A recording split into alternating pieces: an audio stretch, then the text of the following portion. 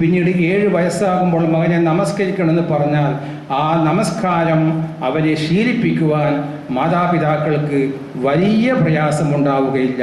എന്നാൽ അങ്ങനെ ഒരു ശീലം നമ്മൾ വളർത്തിയെടുത്തിട്ടില്ലെങ്കിൽ ഒളരിബൂഹും അലൈഹാവഹും അബ്നാഉൽ അശർ 10 വയസ്സായിട്ടും കുട്ടി നമസ്കരിക്കുന്നില്ല എങ്കിൽ അവനെ അടിക്കണമെന്ന് പ്രവാചകൻ പറഞ്ഞു. നമ്മൾ എത്ര അടിച്ചാലും ആ കുട്ടി നിസ്കരിക്കൂല. കാരണം അവൻ നമസ്കാരം എന്താണ് എന്ന് കണ്ടു വളർന്നിട്ടില്ല. അപ്പം പതിവായി പരിശുദ്ധ ഖുർആൻ പാരായണം ചെയ്യുന്ന മാതാപിതാക്കളെയാണ് ആ കുട്ടി കണ്ടു വളരുന്നത് എങ്കിൽ അവനിലും ആ ഒരു അനുകരണ സ്വഭാവം ഉണ്ടാവും. അവൻ്റേതായ അവ്യക്തമായ ഭാഷയിൽ ആ ഖുർആന്റെ ആയത്തുകളെ അനുകരിക്കാൻ ശ്രമിക്കും.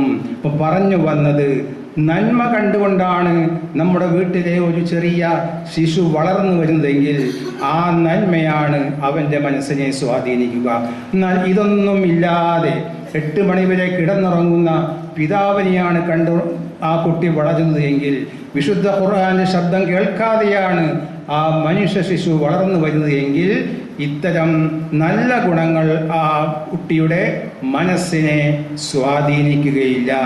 വളരെ ചെറിയ പ്രായത്തിൽ നമ്മൾ കുട്ടികൾക്ക് വാങ്ങിക്കൊടുക്കുന്നു കളിപ്പാട്ടങ്ങളായി തോക്കുകളും പീരങ്കികളും കഠാരകളുമൊക്കെ. എന്നിട്ട് നമ്മൾ കുട്ടികളോട് പറയുന്നു, വെക്ക് മോനെ വെടി എന്ന്. അപ്പോൾ ഒരാളുടെ നേരെ കുട്ടി തോക്ക് ചൂണ്ടുകയും വേറൊരാൾ വെടിക്കൊണ്ടതായി അഭിനയിക്കുകയും ചെയ്യുമ്പോൾ ആ കുട്ടിയുടെ മനസ്സിൽ രൂപപ്പെടുന്ന ആശയം, തോക്ക് എന്നുള്ള ഒരു ഉപകരണമുണ്ട്, അതുകൊണ്ട് ആളെ കൊല്ലാൻ സാധിക്കും. കത്തി എന്നുള്ള ഒരു ഉപകരണമുണ്ട്, അതുകൊണ്ട് കുത്തിയാൽ ഒരു മനുഷ്യനെ കൊല്ലാൻ സാധിക്കുമെന്ന ചിന്തയാണ് വളരെ ചെറിയ കുട്ടിയുടെ മനസ്സിൽ നമ്മൾ ഇത്തരം കളിപ്പാട്ടങ്ങൾ വാങ്ങിക്കൊടുക്കുന്നതിലൂടെ നമ്മൾ ഉണ്ടാക്കുന്നത് എന്ന് നമ്മൾ ചിന്തിക്കാൻ മറന്നു പോകരുത്. മാതാവും പിതാവും ഒന്നിച്ചിരുന്ന് TV കാണുമ്പോൾ ചെറിയ കുട്ടിയെ എടുത്ത് മടിയിൽ വെക്കുന്നു. അവൻ ചെറുതല്ലേ, അവൻ അതൊന്നും ശ്രദ്ധിക്കൂല എന്ന ധാരണയാണ് പല മാതാപിതാക്കളും പറയുന്നു. എങ്കിലും ആ കുട്ടിയുടെ മനസ്സ് അതിൽ കാണുന്ന ഓരോ രംഗങ്ങളും ഒപ്പിയെടുക്കുന്നുണ്ട്.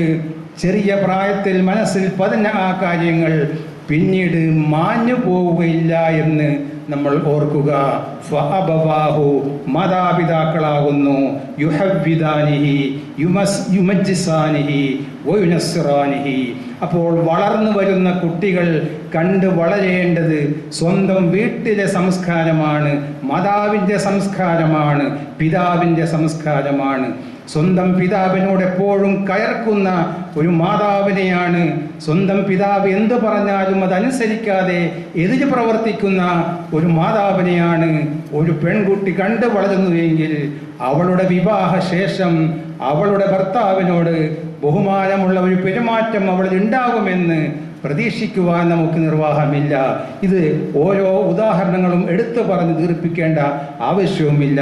നമ്മൾ മനസ്സിലാക്കേണ്ട വിഷയം, വളർന്നു വരുന്ന കുട്ടികളുടെ സ്വഭാവത്തെ, വിശ്വാസത്തെ സ്വാധീനിക്കുന്നതിൽ ഏറ്റവും വലിയ പങ്ക് അവൻ്റെ മാതാപിതാക്കൾക്കാകുന്നു. പ്ലേ സ്കൂളുകളിലെ ടീച്ചർമാർക്കല്ല, അവിടെയുള്ള ഇൻസ്ട്രക്ടർമാർക്കുമല്ല എന്ന് നമ്മൾ ഓർക്കുക. ഇന്ന് നമ്മുടെ നാടുകളിലും കടന്നു വന്നിരിക്കുന്നു. 1.5 വയസ്സ് മുതലുള്ള കുട്ടികളെയാണ് പ്ലേ സ്കൂളുകളിൽ കണ്ട് അഡ്മിറ്റ് ചെയ്തുകൊണ്ടിരിക്കുന്നത്.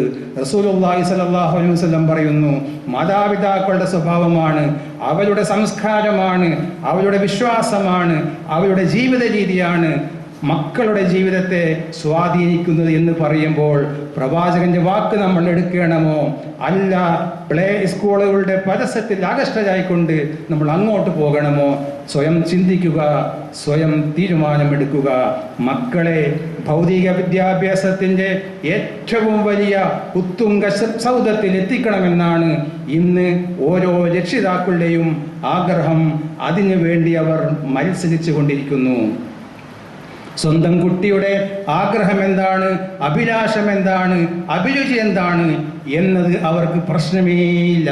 അടുത്ത വീട്ടിലെ കുട്ടി മെഡിക്കൽ എൻട്രൻസ് എഴുതുന്നു, എൻ്റെ കുട്ടിക്ക് താല്പര്യമില്ലെങ്കിലും അവനും എഴുതണം. വലിയ ഫീസ് കൊടുത്തുകൊണ്ട് എൻട്രൻസ് കോച്ചിങ്ങിലേക്ക് അയക്കുന്നു. വിദൂര സ്ഥലങ്ങളിൽ കുട്ടിയുടെ താല്പര്യം, കുട്ടിയുടെ അഭിരുചി പ്രശ്നമേ അല്ല.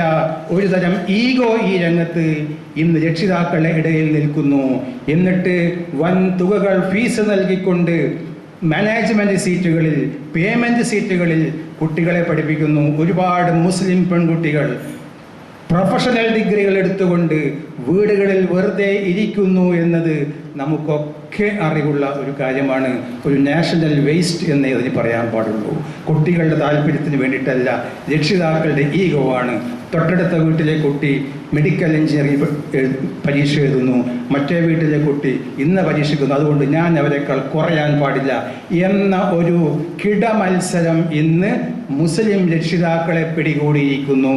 കുട്ടികൾക്ക് താല്പര്യമുണ്ടോ, അവർക്ക് ആഗ്രഹമുണ്ടോ, അഭിലാഷമുണ്ടോ എന്നൊന്നും ചിന്തയില്ല. ഇതൊരു ദേശീയ നഷ്ടമല്ലേ, ക്രിമിനൽ വേസ്റ്റ് അല്ലേ എന്ന് നമ്മൾ എത്ര മുസ്ലിം പെൺകുട്ടികളുണ്ട് ഇന്ന് ജോലി ചെയ്യുന്നത്.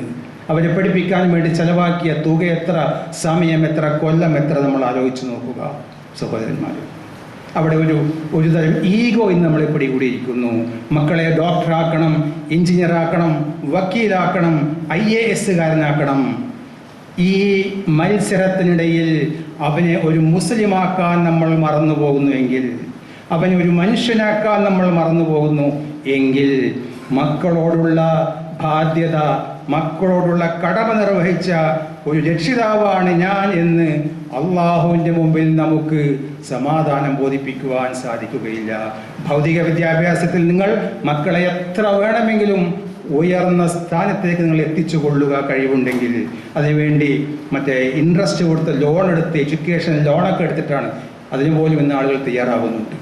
പക്ഷേ അവർക്ക് ഭൗതിക വിദ്യാഭ്യാസം നൽകുന്നതോടൊപ്പം തന്നെ അവനിൽ ഈമാനുണ്ടാക്കുവാൻ, തഖ്വയുണ്ടാക്കുവാനുള്ള ശ്രമം നമ്മിൽ നിന്നും ഉണ്ടായിട്ടില്ലെങ്കിൽ അള്ളാഹുവിൻ്റെ മുമ്പിൽ കടമകൾ നിർവഹിച്ച ഒരു രക്ഷിതാവായിട്ട് നമുക്ക് അള്ളാഹുവിൻ്റെ മുമ്പിൽ സമാധാനം ബോധിപ്പിക്കാൻ സാധിക്കുകയില്ല. ഒന്ന്. രണ്ടാമതായി, ഈ മക്കൾ പരലോകത്ത് അള്ളാഹുവിൻ്റെ ശിക്ഷയ്ക്ക് വിധേയമാകുന്നുവെങ്കിൽ അവർ പറയും, അള്ളാഹുവിനോട് പറയും, ആതിഹിം ലഅഫൈനി, ഞങ്ങൾക്ക് നൽകുന്നതിൻ്റെ ഇരട്ടി ശിക്ഷ ഇതാ ഈ രക്ഷിതാക്കൾക്ക് കൊടുക്കൂ. ഇങ്ങനെ ഒരു സംഭവത്തെക്കുറിച്ച് ദുനിയാവിൽ വെച്ചവർ ഞങ്ങളെ ബോധ്യപ്പെടുത്തിയിട്ടേയില്ല. അവർ മത്സരമായിരുന്നു നിങ്ങൾ ഒന്നാം സ്ഥാനത്ത് എത്തണമെന്ന്. ഇത് നമ്മൾ വളരെ ശ്രദ്ധയോടെ കൈകാര്യം ചെയ്യേണ്ട ഒരു വിഷയമാണ്. നമ്മളെ കണ്ടിട്ടാണ് നമ്മളെ കുട്ടികൾ നന്നാവുന്നത്, നമ്മളെ കണ്ടിട്ടാണ് നമ്മളെ കുട്ടികൾ ചീത്തയാവുന്നത്. നമ്മൾക്കാണ് ഇതിൽ പ്രധാനപ്പെട്ട പങ്കും. മദ്രസയിലെ ഉസ്താദിനോ ഖുർആൻ ക്ലാസ്സിലെ ഇൻസ്ട്രക്ടർക്കോ അല്ല. എന്തെങ്കിലും ഒരു വേണ്ടാതിനും കുട്ടികൾ ചെയ്യുമ്പോൾ നമ്മൾ ആദ്യം പറയുന്നത്, എത്ര വർഷമായി അവന് മദ്രസയിൽ അയക്കുന്നു, കണ്ടില്ലേ ചെയ്തത് എന്നാണ്. എത്ര വർഷമായി ഖുർആൻ ക്ലാസ്സിൽ പോകുന്നു, എന്നിട്ടും കണ്ടില്ലേ ഇവൻ ഇങ്ങനെ പ്രവർത്തിച്ചു എന്ന്. മദ്രസയിലെ ഉസ്താദോ ഖുർആൻ ക്ലാസ് ഇൻസ്ട്രക്ടറോ അല്ല കുട്ടികളുടെ സ്വഭാവ രൂപീകരണത്തിൽ പങ്കുവഹിക്കുന്നത്. മറിച്ച് വീടുകളിൽ സദാ നമ്മോടൊപ്പം അവരോടൊപ്പം കഴിയുന്ന നമ്മളാണ് കുട്ടികളുടെ സ്വഭാവം നന്നാക്കുന്നത്. അതുകൊണ്ട് നമ്മുടെ കുട്ടികൾക്ക് അനുകരിക്കാൻ പറ്റിയ സ്വഭാവമാണോ നമ്മുടേത് എന്ന് രക്ഷിതാക്കളായ നമ്മൾ ചിന്തിക്കുക. പുകവലിക്കുന്ന ഒരു പിതാവിനെ കണ്ടുകൊണ്ടാണ് കുട്ടി വളരുന്നത് എങ്കിൽ ആ മകൻ അല്പകാലം കഴിഞ്ഞ് പുകവലിക്കുമ്പോൾ നീ വലിക്കരുത് എന്ന് പറയുമ്പോൾ ഒരുപക്ഷെ അവൻ നേർക്കുനേരെ തിരിച്ച് ചോദിച്ചില്ല എങ്കിലും അവൻ്റെ മനസ്സിൽ ഉടലെടുക്കുന്ന ഒരു ചോദ്യമുണ്ട്, ഉപ്പ വലിക്കുന്നുണ്ടല്ലോ, പിന്നെ എന്താ എന്നോട് വലിക്കണ്ട എന്ന് പറയുന്നത്. ഇതുപോലെ തന്നെ നമ്മൾ ഓരോ രംഗത്തും മാതൃക കാണിക്കുക. ഒന്നാമതായി നമ്മുടെ കുട്ടികളുടെ സ്വഭാവ രൂപീകരണത്തിൽ പങ്ക് വഹിക്കുന്നത് നമ്മൾ തന്നെയാണ്. രണ്ടാമത്, നബി സല്ലല്ലാഹു അലൈഹി വസല്ലം പറഞ്ഞു, അൽ മർഉ അലാ ദീനി ഖലീലിഹി ഫലൻദുർ അഹദുകും മൻ യുഖല്ലിലുഹു. ഓരോ മനുഷ്യനും നിലകൊള്ളുന്നത് അവൻ്റെ ചങ്ങാതിയുടെ മതത്തിലാകുന്നു. ഓരോ മനുഷ്യനും നിലകൊള്ളുന്നത് അവൻ്റെ ചങ്ങാതിയുടെ മതത്തിലാകുന്നു. അതുകൊണ്ട് ഫലൻദുർ അഹദുകും ഫലയുഖല്ലിഹു, ആരോടാണ് ചങ്ങാത്തം കൂടുന്നത് എന്ന് അവൻ ആദ്യമായി ഒന്ന് ചിന്തിക്കട്ടെ. ഫ്രണ്ട്സ് ഇന്ന് എല്ലാ കാര്യത്തിലും ഒരു പെൺകുട്ടിയെ പെണ്ണ് കാണാൻ പോകണമെങ്കിലും അത് തീരുമാനിക്കുന്നത് ഫ്രണ്ട്സാണ്. ഈയിടെ ഒരു പിതാവിനോട് ഞാൻ ചോദിച്ചു, നിങ്ങളുടെ മകൻ്റെ വിവാഹകാര്യം എന്തായി? ഞാൻ അതിലൊന്നും ഇടപെടാറില്ല, അതൊക്കെ അവനും ഫ്രണ്ട്സും കൂടിയാണ് തീരുമാനിക്കുന്നത് എന്നാണ് പിതാവിൻ്റെ ഉത്തരവാദിത്തമുള്ള ഒരു പിതാവിൻ്റെ മറുപടി. അവനും ഫ്രണ്ട്സുമാണ് അതൊക്കെ തീരുമാനിക്കുന്നത്, ഞാൻ അതിലൊന്നും ഇടപെടാറില്ല എന്നാണ്.